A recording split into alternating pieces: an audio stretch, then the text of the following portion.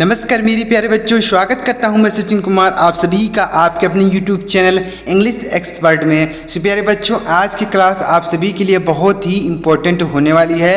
आज की क्लास में मैं आपको अंग्रेजी को कैसे पढ़ा जाता है आज की क्लास में आपको बताने का प्रयास करूंगा। अगर आपको अंग्रेजी में ABCD भी नहीं आता है तो भी आप इस वीडियो को देखिए, 100% आप समझ पाएंगे कि अंग्रेजी को कैसे पढ़ा जाता है। साथ ही इसका हिंदी अर्थ भी आपको बताऊंगा कि कैसे इसका हिंदी अर्थ निकाला जाता है, यानी इसका हिंदी अर्थ क्या होता है आपको यह भी समझ में आएगा और इसे कैसे पढ़ा जाएगा आपको यह भी अच्छी तरीके से क्लियर हो जाएगा।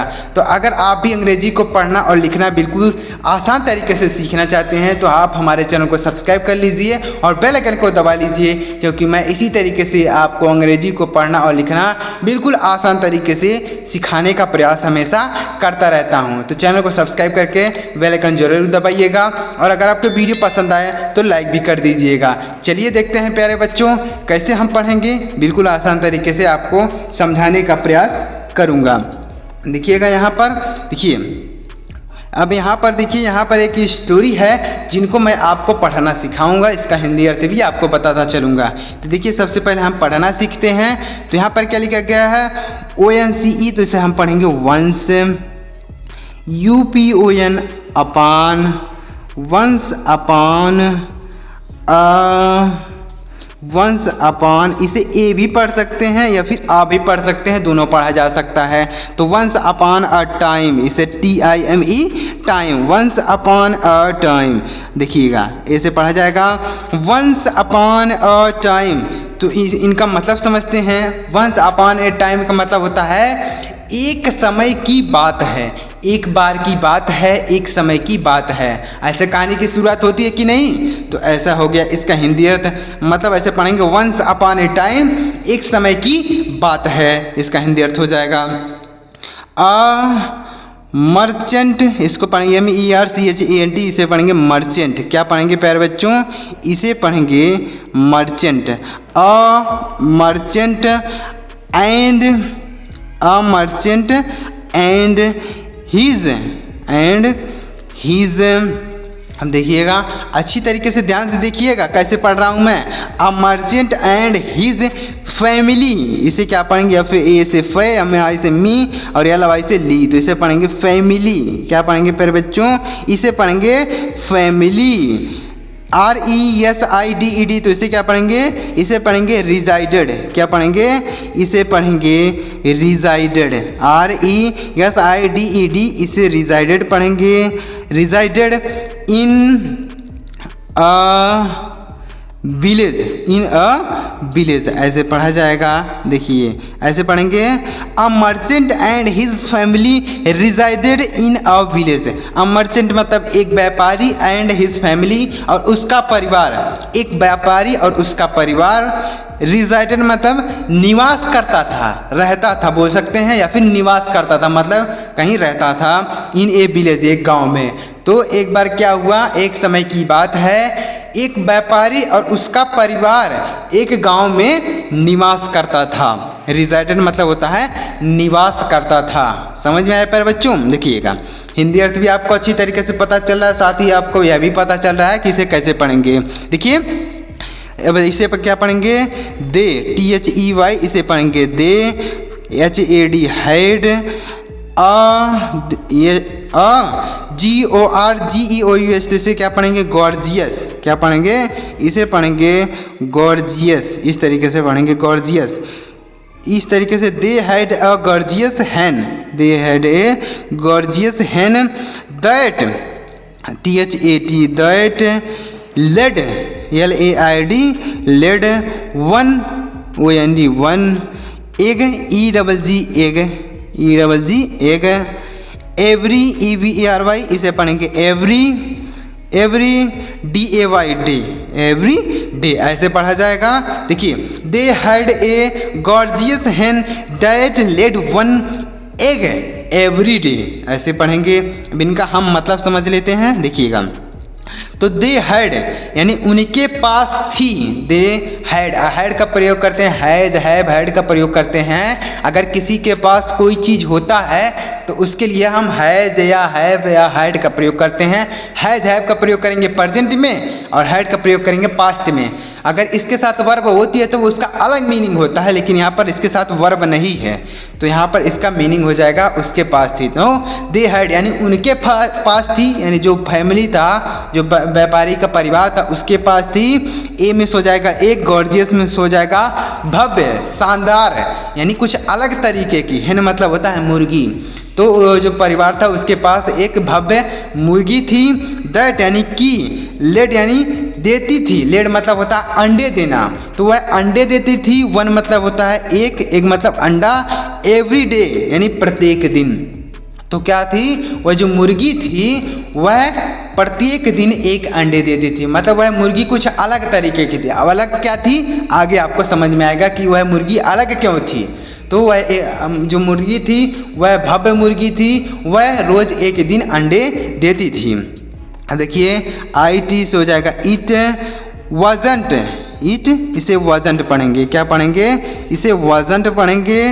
Just, it wasn't just any egg, any egg. देखिएगा इट में सुबह वाजंट यानी नहीं था, जस्ट यानी केवल, एनी एग यानी वह केवल अंडा नहीं था, वह केवल अंडा नहीं था बल्कि इट मिस वह, वाज मिस था, मिस एक, गोल्डन मिस सोने का, गोल्डन मिस इसे पढ़ेंगे गोल्डन, गोल्डन मिस सोने का, एग मिस अंडा, एग मिस अंडा। तो it was a, it miss वह, वाज मिस था, ए मिस एक मिस गोल्डन मिस सोने का, एक मिस अंडा। तो वह जो अंडा था वह केवल अंडा नहीं था बल्कि वह सोने का अंडा था, यानी जो मुर्गी थी इसलिए अलग थी, दिव्य थी, क्योंकि वह सोने का अंडा देती थी। समझ में आया प्यारे बच्चों, वह केवल अंडा नहीं था बल्कि एक सोने का अंडा था। समझ में आ रहा है प्यारे बच्चों, आगे बढ़ते हैं और भी देखते हैं। देखिए अच्छी तरीके से आपको समझ में आ रहा होगा। तो इसी तरीके से आपको अंग्रेजी को पढ़ना है, लिखना है, बोलना है। इसी तरीके से अगर आपको अंग्रेजी नहीं आता पढ़ना तो अगर आप ऐसे पढ़ना सीखेंगे आप अच्छे तरीके से पढ़ना सीख पाएंगे।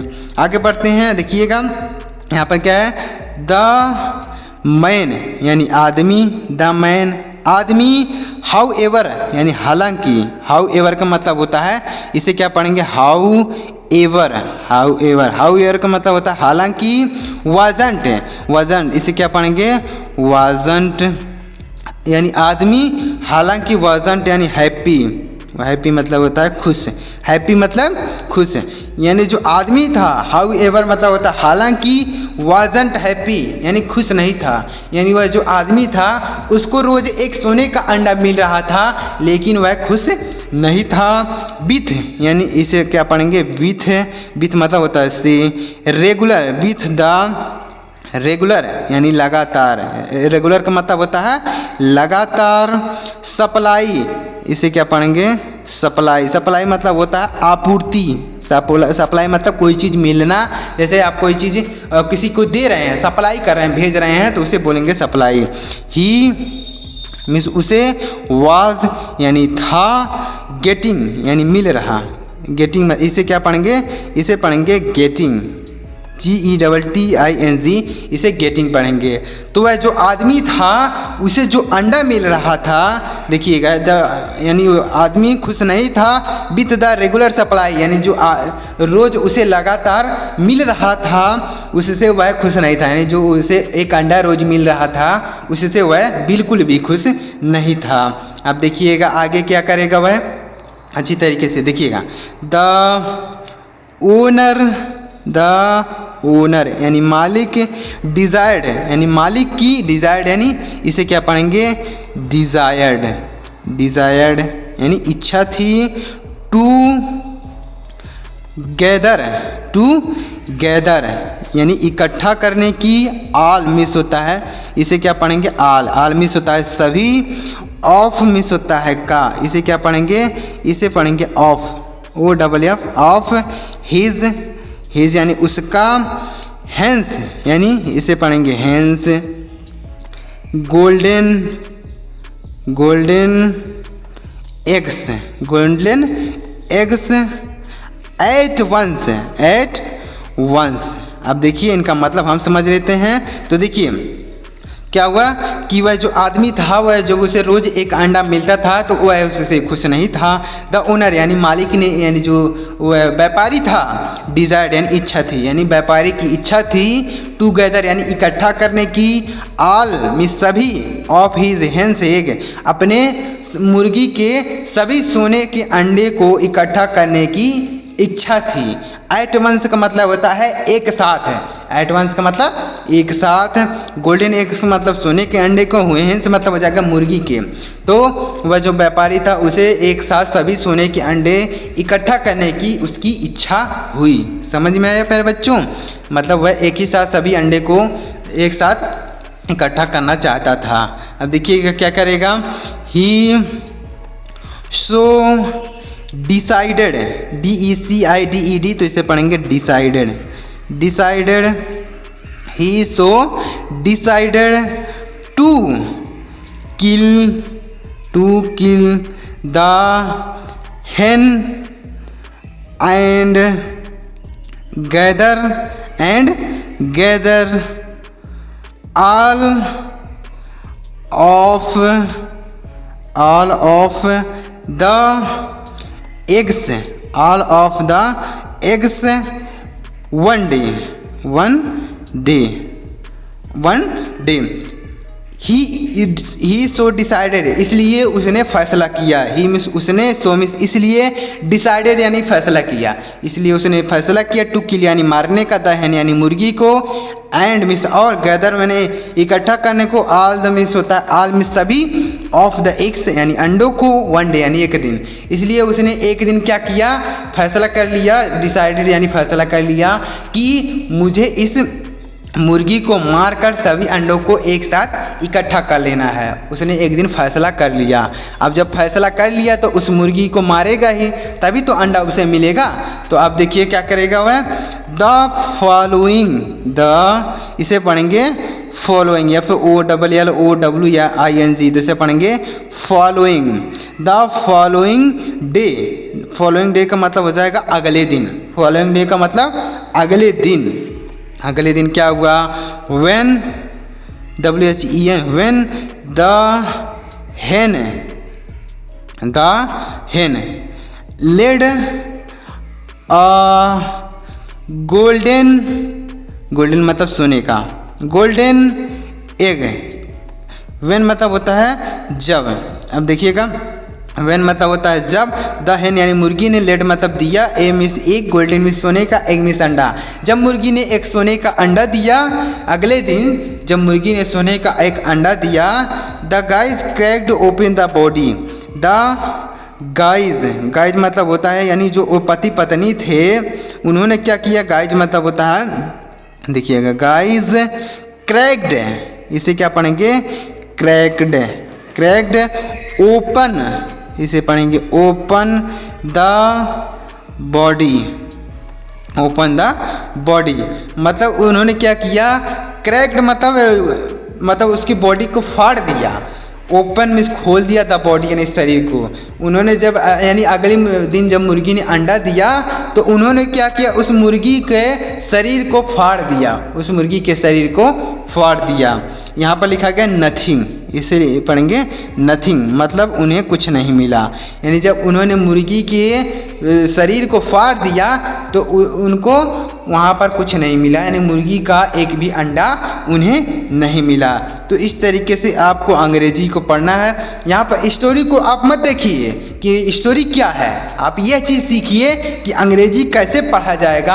आप यह चीज़ सीखिए, साथ ही आप हिंदी अर्थ भी निकालना सीखिए।